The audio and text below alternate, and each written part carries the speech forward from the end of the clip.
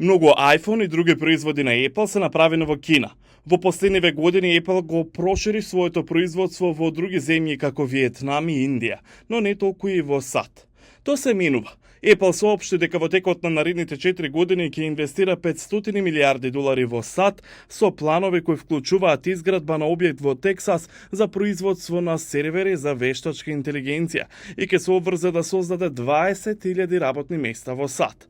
Најавата на Apple следи по состанокот помеѓу извршниот директор Тим Кук и председателот Доналд Трамп. Производителот на iPhone е меѓу американските фирми кои неодамна најавија домашни инвестиции и отворање нови работни места. Тие наместо таму ќе градат тука, бидејќи не сакаат да плаќаат царини. Во објавата на социјалните мрежи, Трамп вели дека двојно ја зголемува универзалната царина од 10% наминета за Кина, која стапува на сила во вторник. Наблюдувачите велат дека потегот на Apple е дел од трендот на компанијата за дизверификација на синџирот на снабдување и не е поврзан со царините на Трамп за Кина. Тие веќе неколку години се во процес на оддалечување на производството од Кина. Се уште има значителна сума во Кина, но тука има тренд кој е јасен, мислам дека Apple ќе продолжи со тоа.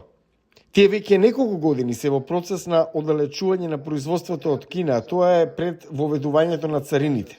Во Кина се уште има голема количина, има јасен тренд кој мислам дека Apple ќе го продолжи. Додека голем дел од плановите на Apple беа познати, компанијата ја сигнализира својата проамериканска политика за работни места и инвестиции, приоритет за администрацијата на Трамп. Тие само ја користат можноста да ги искористат соопштенијата за медиумите, за да добијат поголема јавна изложеност за многу работи што веќе ги трошеа, очигледно добро се усогласуваат со проамериканската политика. Како дел од својата американска инвестиција, Apple соопшти дека ќе ги произведува своите напредни силиконски чипови во фабриката на тајванската компанија за производство на полупроводници, која е лоцирана во Аризона.